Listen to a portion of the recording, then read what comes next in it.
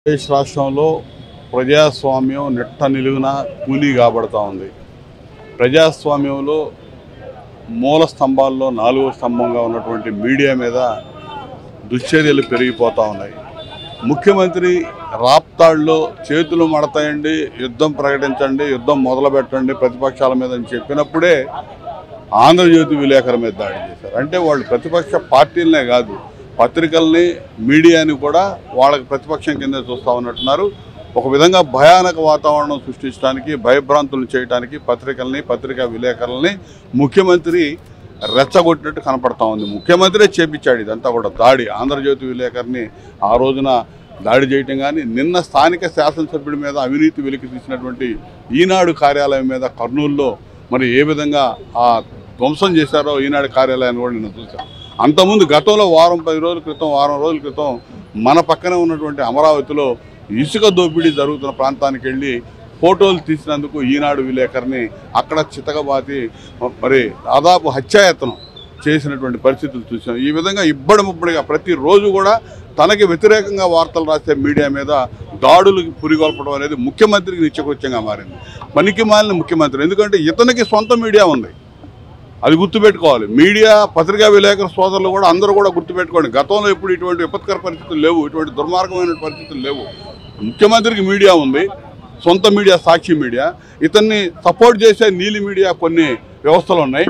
మరి వాళ్ళలో అక్కడ పనిచేసేటటువంటి విలేకరులు కూడా ఆలోచించండి, రేపటి పరిస్థితి ఏంటి? ఇదే విధానం మీరు అలవాటు చేస్తే సమాజంలో రేపు రాబోయే రోజులు 2 నెలల్లో ప్రభుత్వం మారిద్ది. అప్పుడు మిగిలిన పత్రికల విలేకరుల పరిస్థితి, లేకపోతే ఆ మీడియాలో పనిచేస్తున్నటువంటి సిబ్బంది పరిస్థితి ఏంటో మీరు కూడా ఆలోచించండి. కాబట్టి మీ యాజమాన్యం ఈ ముఖ్యమంత్రి చేస్తున్నటువంటి దుశ్చర్యలను ప్రతి ఒక్కరూ ఖండించండి. ఇవాళ ఏదో ఇబ్బంది వచ్చినటువంటి మీడియా సంస్థలే కాదు, ప్రతి ఒక్కరికి రాబోయే రోజులు ప్రజాస్వామ్యం కూనీ కాబడతా ఉంది. దాన్ని దృష్టిలో పెట్టుకోండి. పత్రికా స్వేచ్ఛను బతికించుకోవాల్సిన బాధ్యత ప్రతి ఒక్క పౌరుడి మీద ఉంది. మీడియా మీద ఈ రకమైన దాడుల్ని ఖండించడానికి మీరు ఒక దివ్యాంగులై ఉండి కూడా వచ్చిన పరిస్థితి ఏం సార్, ఏం చెప్పదలుచుకున్నారు? ఈ ప్రభుత్వం ఒక సైకో ప్రభుత్వం. మీడియానే కాదు, గతంలో కూడా ఈ ప్రభుత్వం వచ్చిన కొత్తలో మా దివ్యాంగుల మీద కూడా దాడి చేశారు. ఆయన సీఎం రిలీఫ్ ఫండ్ అని చెప్పి దివ్యాంగులు ఒక ఇద్దరు మొగుడు పిల్లలు ఇద్దరు కలిసి వెళ్ళి, సార్ మా పరిస్థితి బాగలేదు, మాకు ఏదైనా సీఎం రిలీఫ్ ఫండ్ ఇస్తారా అని అడిగినందుకు వాళ్ళని పోలీసుల చేత దారుణంగా కొట్టించారు. అది పేపర్లో కూడా పడింది, అన్ని సాక్ష్యాలు ఉన్నాయి.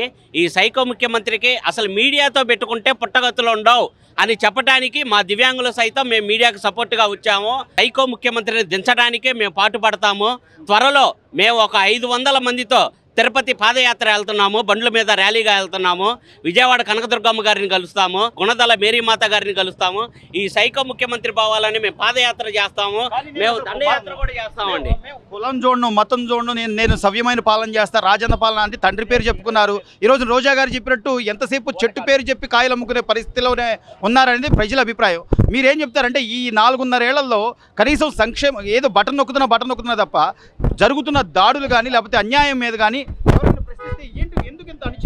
ఇప్పుడు 4 గోడల మధ్య ఉండి వాళ్ళ సాక్షి వాళ్ళు చూపించేదే అతనికి చెల్లుబాటు అవుతుందండి. ఈ కొంతమంది ఒక 4-5 మంత్రులు ఉన్నారు, వాళ్ళు తిట్టడం, సూట్ కేసులు తెచ్చుకోవటం అచ్చం ఇంకా అదే. ఇప్పుడు ఆ ఏరియా మార్చారనుకో, అక్కడ కొంతమందిని తిడుతున్నారు, ఒక సూట్ కేసు తెచ్చుకుంటున్నారు. లేడీ అయిన రోజా అని చెప్పారు కదా, ఆమె కూడా ఐరన్ లెగ్. అసలు ఆమె కూడా ఎవరొకరిని తిట్టడం, ఒక సూట్ కేసు తెచ్చుకోవటం, అన్నా నాకు ఇక్కడ కావాలన్నా, నాకు పలానా చోటు కావాలన్నా, నేను అక్కడైతే చేసుకోలేనన్నా అని చెప్పుకోవటం ఆమె మరీ దారుణం అయిపోయిందండి. ప్రజలకైతే ఫుల్ క్లారిటీ ఉందండి. బాబు గారిని ఖచ్చితంగా గెలిపిస్తారు. సంబంధించి దివ్యాంగులై ఉండి మీరు కూడా వచ్చి వాళ్ళకి సంఘీభావం ప్రకటించడం అసలు ఏంటి, ఎలా చూడాలి ఈ పరిస్థితులు? అన్నా, మీడియా వాళ్ళు అంటే ఒక దేవుడిలాగా సమానం. ఎందుకంటే వాళ్ళు మనకి ఒక దేవుడిలాగా మనకి అన్ని తెలియజేస్తారు. ఆ మీడియా లేకపోతే మనం లేవు. ఆ మీడియా లేకపోతే ముఖ్యమంత్రి జగన్మోహన్ రెడ్డి లేడు. ఆ మీడియా లేకపోతే రోజా లేదు.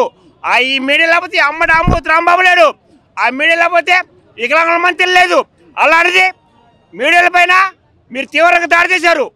మా రాష్ట్రం తరఫున, ఈ దివ్యాంగుల తరఫున రాష్ట్రం మొత్తం ఉద్యమం మొదలుపెట్టాం. ముఖ్యమంత్రి గారు ఒకటి చెబుతున్నా, మీరు గొప్ప అని చెప్పి చెబుతున్నారు, మీరు మళ్ళీ 150 సీట్లు అన్నారు. మీరు ప్రజలకు ఏం చేశారో మాకు తెలియదు. మా దివ్యాంగులకు ఏం చేశారో ప్రమాణం చేసి చెప్పు వచ్చి నేను ప్రమాణం చేస్తా. మా దివ్యాంగుల నోటి కాడ పిచ్చి తీసావు.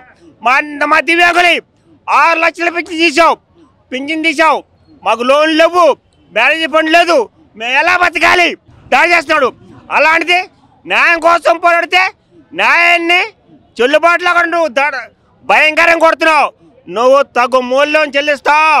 జగన్మోహన్ రెడ్డి దివ్యాంగులకి ఇంత మటుకు వచ్చి ₹1 సాయం చేయాల, మా పింఛన్ తీసావు అంటే నీ దగ్గర డబ్బులు లేవని చెప్పి మా పింఛన 1000 కోట్లు దొబ్బావు అంటే దారుణం చూడు.